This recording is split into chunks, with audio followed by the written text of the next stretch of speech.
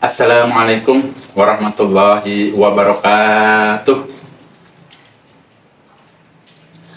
Alhamdulillahirabbil alamin.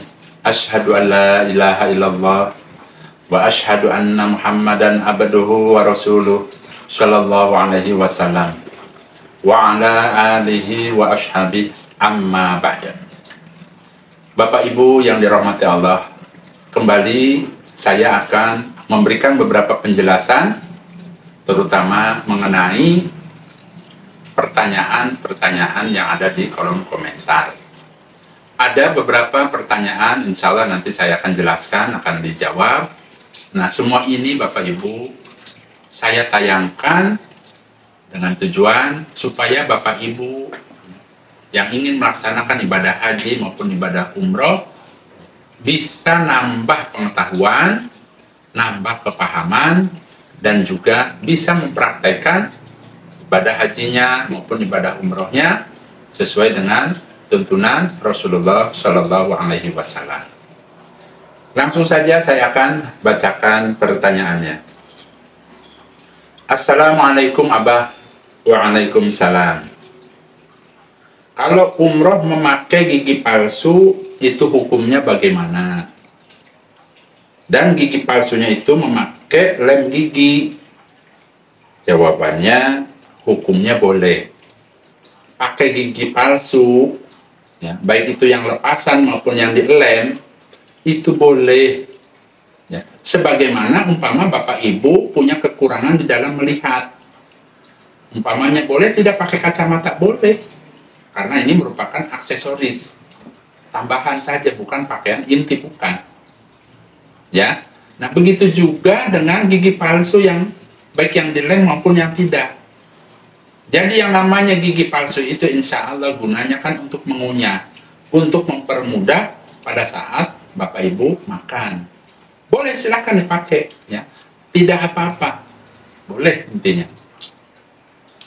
Yang kedua, Assalamualaikum Abah, saya ingin bertanya. Waalaikumsalam. Apakah tawaf wada itu tidak ada sa'inya? Terima kasih Abah. Baik, jawabannya betul. Jadi yang namanya tawaf wada itu dilakukan tidak ada sa'inya. Yang ada sa'inya itu adalah pada saat seseorang melaksanakan umroh, baik itu umroh untuk dirinya maupun umpamanya ingin membadalkan keluarganya, baik itu orang tuanya, ibunya, bapaknya. Jadi intinya yang ada sa'i itu adalah pada saat Bapak Ibu melaksanakan umroh. Baik umroh yang pertama maupun umroh kedua semua sama ada sa'i. Itu ya, seperti itu. Jadi kalau yang namanya yang namanya tawaf wada itu tidak ada sa'inya. Ya, seperti itu. Kemudian yang ketiga, mau nanya Abah? Ya silahkan. Kalau bawa obat-obatan sebaiknya disimpannya di mana? Untuk Bapak Ibu yang akan melaksanakan ibadah umroh, ada dua tempat untuk obat-obatan. Yang pertama, silahkan obat-obatan yang sangat-sangat penting dipisahkan dan dibawa langsung ke kabin. Bareng berarti sama Bapak Ibu yang kira-kiranya bakal digunakan di dalam perjalanan. Tapi kalau hanya sebagai stok, umpama persiapan obat pada saat nanti di tanah suci, sebaiknya boleh kita simpan umpama di koper bagasi, boleh. Itu ya, seperti itu. Umpamanya maunya dibawa aja sekalian, boleh, silahkan, tidak apa-apa. Selanjutnya yang keempat, ada pertanyaan. Assalamualaikum Abah. Waalaikumsalam. Mohon jawabannya. Untuk laki-laki pada saat berihram, ketika di hotel, pada saat istirahat, apakah harus tetap pakai pakaian ihramnya? Saya ulangi. Apakah pada saat berihram, pakaian ihramnya itu boleh dilepas atau diganti saat ada di hotel, itu ya kesimpulannya itu insya Allah. Jawabannya, kain ihram yang dipakai pada saat Bapak Ibu melaksanakan umroh, ya setelah niat umroh untuk laki-laki nih, ya, diusahakan kalau tidak kena najis, silahkan dipakai terus. Terkecuali ingin buang hajat, berarti boleh dilepas di kamar mandi, dilepas, kemudian disimpan di kamar mandi, umpama ada tempatnya, ya rak-rakan dan sebagainya, silahkan boleh dilepas. Umpama mau buang hajat, mau pipis dan sebagainya, boleh dilepas. Nanti setelah pipis, setelah bersuci, bersih lagi, suci lagi, silahkan dipakai kembali pakaian ihramnya. Yang nggak boleh itu pakaian ihramnya dilepas, diganti dengan pakaian biasa, itu tidak boleh, kena dam. Itu ya, dipahami ya? Tidak boleh. Karena tempo hari ada Bapak Ibu, ya. Pada saat perjalanan umroh dari Madinah itu kan naik bis ke Mekah, mampir dulu ke hotel, nyimpan peralatan baik itu koper dan sebagainya, tiba-tiba digantilah kain ihramnya dengan baju batik, ada yang pakai koko, ada yang pakai peci, ada yang pakai sarung. Nah, seperti itu tidak boleh dan kena dam. Ya, tidak boleh. Nah, di sini saya jelas-jelaskan karena memang ada kejadian Bapak Ibu. Kalau untuk masalah ibadah Bapak Ibu, ya ini saya sangat-sangat menyarankan. Kalau yang namanya haji maupun ibadah umroh Bapak Ibu, itu biayanya sangat-sangat besar. Kalau bagi saya ya, bagi saya itu sangat besar. Sayang umpamanya Bapak Ibu melaksanakan ibadah umroh, tapi tidak dibekali dengan ilmu yang cukup. Akhirnya apa? Akhirnya bisa sia-sia. Karena apa? Ya tadi, karena belum dicukupi dengan ilmunya. Nah, untuk itu saya sangat-sangat menyarankan sebelum berangkat jauh-jauh hari, silahkan pelajari mengenai manasik umroh. Supaya apa? Supaya Bapak Ibu mandiri, ngerti apa yang harus dilakukan, apa yang harus dijauhi. Kan kita ingin ibadah, ingin mencari pahala sebanyak-banyaknya.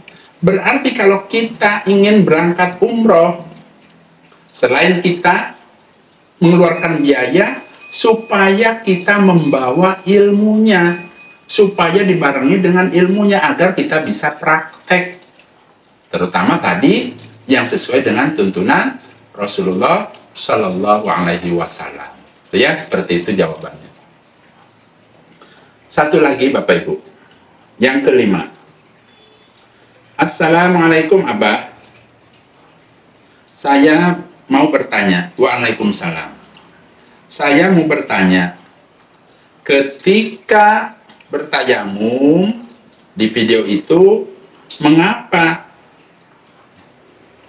tangan dulu baru wajah? Sedangkan kalau wudhu itu kan wajah dulu baru tangan. Pertanyaannya seperti itu. Jadi intinya pertanyaannya, mengapa di video Abah itu dijelaskan praktek bertayamumnya itu mengapa tangan terlebih dahulu baru wajah? Kenapa tidak seperti wudhu? Kan kalau wudhu itu wajah dulu baru tangan. Jawabannya kan tadi sudah beda. Ya, beda apanya? Ya beda. Wudhu dengan tayamum itu berbeda. Kalau wudhu sudah ada tuntunannya tersendiri, sudah ada aturannya tersendiri. Begitu juga dengan tayamum, sudah ada aturannya tersendiri dari Nabi. Yang saya jelaskan Bapak Ibu di dalam video saya, itu sesuai dengan tuntunan yang Nabi arahkan. Kan saya bacakan hadisnya. Supaya yakin, supaya jelas, tidak ngawur. Memang seolah-olah kok berbeda ya, memang berbeda. Karena yang namanya wudhu kan pakai air, dan ada tuntunannya tersendiri. Itu ya. Jadi tidak bisa disamakan. Ya, itulah gunanya Bapak Ibu, kita itu harus mendalami yang namanya ilmu Al-Quran dan Al-Hadis. Kalau Bapak Ibu sudah mendalami, tahu, hasilnya tidak ada pertanyaan seperti ini. Sudah yakin memang Nabi mengajarkannya seperti itu. Tuh ya. Kan Nabi kan memang harus kita contoh. Bahkan dalam Al-Quran ada dalam surat Al-Ahzab, A'udzubillahi minasyaitonirrajim, Bismillahirrahmanirrahim. Laqad kana lakum fi Rasulillahi uswatun hasanah. Niscaya sungguh ada bagi kamu sekalian di dalam diri Rasulullah Shallallahu Alaihi Wasallam contoh yang baik. Baik itu ibadahnya, perilakunya, semuanya ada di dalam diri Nabi. Diusahakan semampu kita mencontoh, terutama praktek ibadahnya. Ya, jadi intinya tadi jawabannya mudah. Kenapa? Karena memang antara wudhu dan tayamum itu sudah ada tuntunannya masing-masing. Ya, makanya berbeda. Ya, seperti itu. Alhamdulillah, jazakumullahu khairan. Bila mana di dalam menjawab beberapa pertanyaan ini ada yang salah, saya mohon maaf dan bisa ditambahkan. Ya, umpama ada yang kurang dan lain sebagainya bisa ditambahkan. Dan mudah-mudahan apa yang saya sampaikan ini bisa bermanfaat, khususnya untuk Bapak Ibu yang akan melaksanakan ibadah umroh, bisa menambah pengetahuan, menambah keyakinan, dan tentunya mudah-mudahan saya doakan dalam pelaksanaan ibadah umrohnya, semoga Allah memberikan sehat, waras, kuat, aman, selamat, lancar, dan barokah. Nah, saya rasa itu saja Bapak Ibu. Saya pamit Bapak Ibu. Wassalamualaikum warahmatullahi wabarakatuh.